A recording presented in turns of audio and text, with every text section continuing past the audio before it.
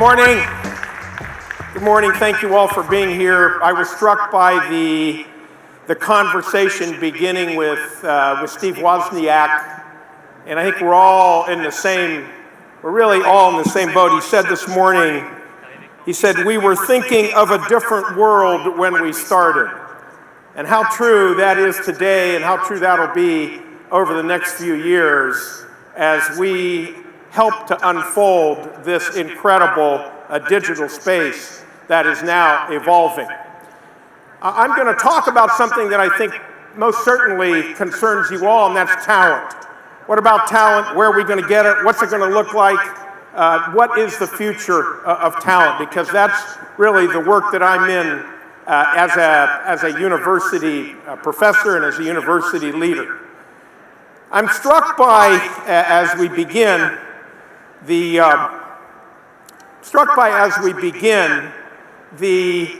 notion that came from John Adams. And John Adams was as you know, the second president of the United States. John Adams made the statement that we're military officers so that our sons and daughters can be mathematicians and philosophers. In many ways, that's the attitude that informs how we do our work at the university today. However, we know that the world that we confront today is much more challenging than it's ever been.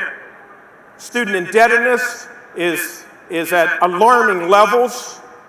The haves and the have-nots in higher education are marked.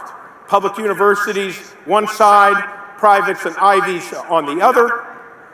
And we're confronted with this new world of automation, Internet of Things, with machine computing, with virtual reality, with augmented reality. And in the midst of all of that, as you know, we have lost our monopoly in higher education. Whereas previously, we were able to control, dominate the market. We set the location, we set the subject matter, we set the price, we determine the certification. Today, it's a completely different world for us. And as a consequence, we are now having to rethink virtually everything that we do. And in rethinking everything that we do, we have had to, in essence, begin to reinvent ourselves.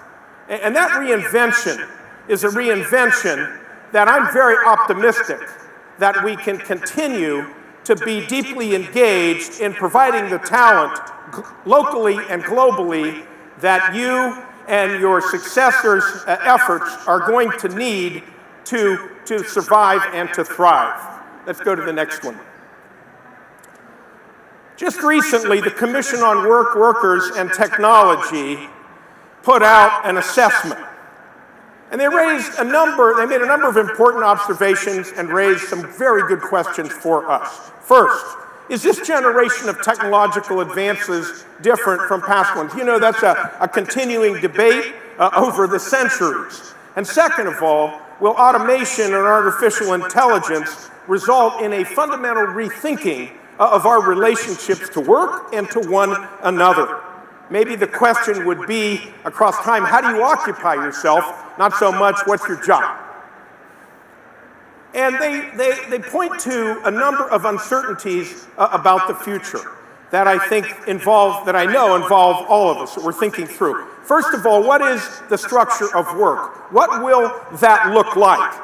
Will there be more tasks, day contracting, projects, the so-called gig economy, or will work remain concentrated in traditionally structured jobs? So what is the structure of work?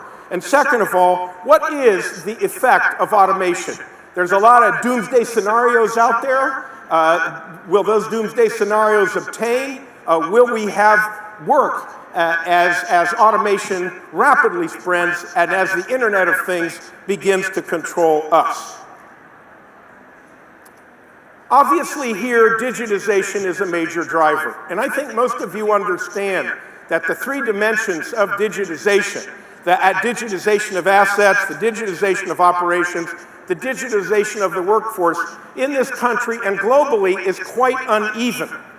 And so you can find instances where some of the most modern banks in this country still do not use electronic applications, for instance, for capital. Employment patterns, though, we know are changing. And those changes are rapidly occurring. About 1/3 of new jobs in the US in the last 25 years didn't exist. They barely existed. And up to 30% of the working age population in the United States and in Europe is engaged in independent work. I'd like to take a quick quiz here, and I'd like to ask how many of you here this morning are involved somehow in independent work? Yeah, a fair number. And we know that that's one of the largest, most rapidly growing sectors of this economy.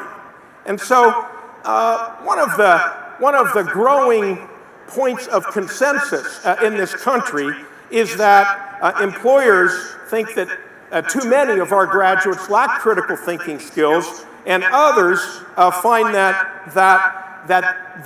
our graduates don't have the technical or hard skills as well associated with specific jobs. The skills gap does exist. The skills gap is real. We get that in higher education. And so we're trying to focus now on not just thinking it through, but adapting. And I want to share with you some notions of how that's going to work. The skills gap goes part and parcel with the concept of mismatch. That is to say that the critique is that the graduates that leave our institutions, their skill sets do not match those of private industry. Indeed, we're beginning to understand this. We're a little slow on this. Manufacturing is now dominated by companies that are focused on variety and continuous innovation. And we've also seen a very rapid shift into the service-based economy. I think only 10% of this country is now employed in manufacturing. And we've also seen, whereas there's been this incessant drumbeat about STEM, science, technology, engineering, and math, we see the counter response is, yeah, but critical thinking is still very, very important, and that's who and what we want when they graduate. So, the skills gap. Let's just talk about it for a moment. The part that I'm going to focus on is the part that is directed to under-preparation. But there is underselling, that's out there. Our workforce is ineffective at communicating its skills to employers. And there's also undercompensation. The whole issue of wages, and particularly those that don't have mobility, how their wages are compressed by virtue of that. And a lady who I've studied her work, Mary Alice McCarthy, New America Foundation, who worked in both the U.S. Department of Commerce and the U.S. Department of Education, makes a very compelling assessment of why we are where we are. And that is the lack of clarity or a vocabulary that we have in higher education for discussing the relationship between education and work, and particularly at the university level. That we really don't spend a lot of time at universities talking about what's going to happen with our students, talking about how they should be better prepared. But we're doing that now. Skills gap, in my mind, needs to be addressed at 4 levels, particularly from a university-centric perspective. First of all, K through 12.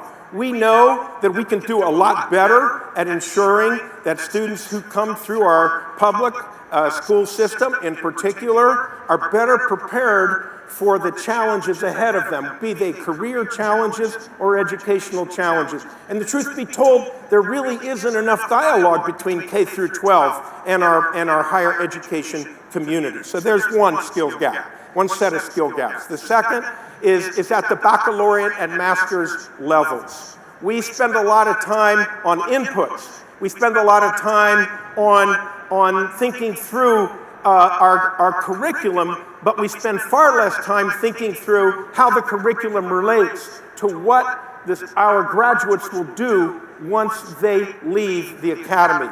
Then, of course, there is the post-employment retraining. That's for somebody else to do, and on-the-job training, where there is very little dialogue between universities normally and industry or the private sector.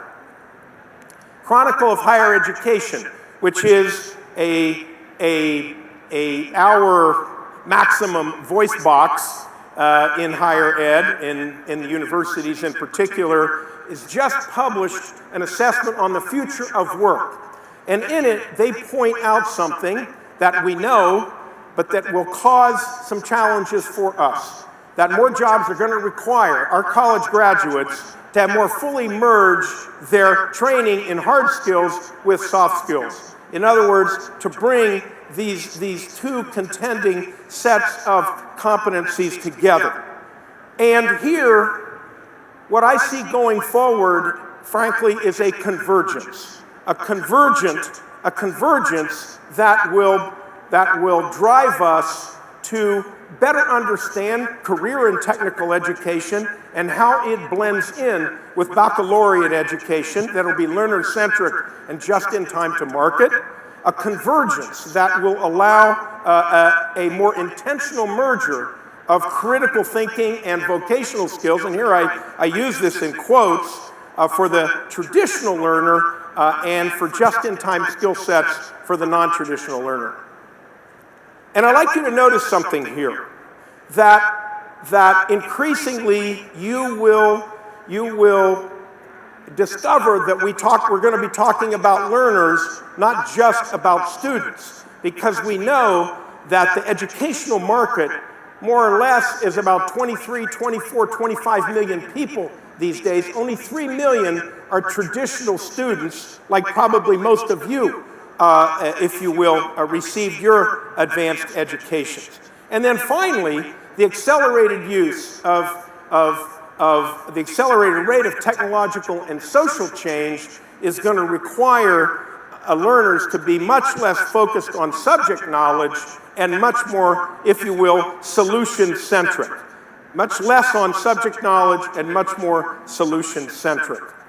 We see at least three different, if you will, models, options in terms of what we will have to do to address the talent challenges that are out there as our economy rapidly evolves, rapidly accelerates. You've probably heard a lot of conversation about the so-called T-shaped student. Well, let me talk to you about what the T-shaped student is. The T-shaped student, the vertical is the disciplinary, multidisciplinary competency that a learner will have.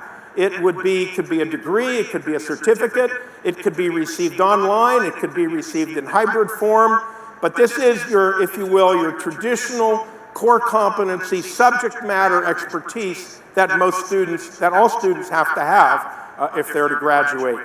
Of course, this conversation now is also focused on the horizontal aspect of who our graduates are. That's the yellow. These are the skills, critical thinking, civic knowledge, teamwork, empathy, oral and written communication skills that we're hearing so much about. And when I talk with employers, of course, one of the big issues is why can't you do a better job at teaching your graduates how to write, how to communicate. So this is a challenge, of course, that we have to do better with. But we're also looking at what I call University 2.0. University 2.0 goes beyond the T-shaped to the H-shaped student. And that dark blue vertical that you see is the major, is the competency that a student has to have. The horizontal yellow is still the skill sets, the critical training, the civic knowledge that a student will, the communication skills that a student will need. But there's a new vertical in town. And that vertical is the light blue, which are the hard skills that increasingly we know employers are looking for on one hand, and that graduates will need on the other if they're to be competitive in this new economy. And what does that second line, that second vertical look like? The hard skills of coding, of data analysis, of spreadsheet construction, of basic cybersecurity skills, and maybe even design thinking. We're going to have to do a much better job at ensuring that our students don't then just get the one vertical, but the second vertical. And we're just starting to think that through, and I'll spend a moment on that. The University of Utah has done an excellent job, for instance, in what they call 1 or 2 month courses, which are designed to maximize the value of a degree, broaden your skill set, and increase your competitiveness in the job market. What are those courses focus on? Operations analysis, instructional design, digital communication. In other words, what they're realizing is that regardless of the major, students are going to need additional skills if they're going to be competitive in the marketplace. There's also a variant on that, which is the academic partnerships coming through Revacher, which basically provides for online coding boot camps for students who are enrolled, no charge to the students, and then those students get placed in jobs. It's an interesting evolution of this company where initially they were just outsourcing talent, but then they realized that so much of the talent that they were outsourcing didn't have the skill sets that their partner companies wanted, that they went back and are now offering those skill sets to those students in exchange for those students, when they get jobs, to obviously find a way for the company to be reimbursed. So there's an example of 2 initiatives, and there's a lot more that we could talk about that I think we're going to begin to see at scale as universities get much more aggressively involved in making sure that the skills gap is closed and that the mismatches are addressed. But the model that I'm really excited about, that I think offers incredible possibilities for us in higher education, in our universities, is what I call University 3.0, just to keep it simple. Now, I constantly get asked, do you really need more bricks and mortar? Can this university sustain itself as we go into AI and accelerated automation? Well, basically, this University 3.0 is going to be characterized by an intense experiential ecosystem and by brand militancy. Brands will persist. Not all brands, not all university brands, and the face-to-face will still be an essential part of the experience. Witness your presence here today. I understand you came to hear the Woz, and that's great, but you could catch almost everything he said, almost someplace else, but you still wanted to be a part of that. We believe that the value proposition that universities offer is exactly this experiential ecosystem and brand connectivity. But it'll be complemented by intrusive cognitive measures of knowledge and learning. Intrusive cognitive measures of knowledge and learning. We will know where you are in terms of the learning spectrum when you arrive. We will know that. That metric will be available. We'll also do automated matching of your interests, capabilities, and opportunities. In other words, what are your interests? Where are you in terms of your capabilities, your competencies, and where do you want to access opportunities? For instance, you might say, I am place-bound. I am stuck here in Miami. And we will have a database that will instantaneously identify where in Miami, if at all, the kinds of skill sets that you have and the capabilities that you bring in could be utilized. Maybe a part-time job, maybe a full-time job, maybe a 2-day gig, maybe a week-long gig. But we will be able to provide that information to our learners. Then we will provide what I call personalized variable education pathways. No pathway will be the same. It won't be the same because we'll be able to measure where each of our students are along that pathway, and no two students are the same. Now we're basically educating students wholesale. We will be able to get to a much more granulated, sensitive, personalized education pathway for the learner that might end in a degree, but it might not. It might end in a certificate or a badge. The point is that we will still be able to provide that learning opportunity for that learner in such a way that we will hopefully close the skills gaps and the mismatches that exist. It'll look something like this. The yellow is the base competency. What are the interests and the capabilities of the learner? The green, the lighter green is the personalized pathway, which will be a learning experience tailored to the desired end goal. And a personalized curriculum will be developed to achieve competency. The darker green will then be the output, the certification or the degree, the badge, whatever we choose to call it. And the blue then is the actual work engagement that will be able to articulate what the required competency level is for that individual. And then, of course, it'll be an iterative process that'll continue to work itself through. In other words, that learning, as we know, will be lifelong, in part in an effort to keep up with what you want to do in the world of work, to the extent that you want to be involved in that, or what you want to do outside of the world of work, which may be as definitive for you as your work definition. The Commission on Work, Workers, and Technology basically said we need to get moving. And so we understand that in the university system. We expect this week some important announcements to be made at the federal level as it relates to, if you will, workforce training and retraining. The conversation is going to be about apprenticeships to start out with at the national level, but we feel certain that conversation is going to morph into other forms of talent development that we are fully capable of embracing, and I promise you, we will embrace. And then finally, I want to end where we began. I was, again, listening to the Woz, and he made the point, and I wrote it down. He said, I want the machines to understand me as a human being. And in many ways, as to the question of will we be extraneous or ambiguous once machines really take up learning, my sense is there will always be a role for human ingenuity. Empathy counts, people to ask questions based upon what they have learned, and then people who can connect to others, particularly important in this mix. And so where do we end here? Where we end is with what one of the most influential futurists, the late Alvin Toffler, said several years ago. He made the point that he believes the illiterate of the 21st century will not be those who cannot read and write, but rather those who cannot learn, unlearn, and relearn.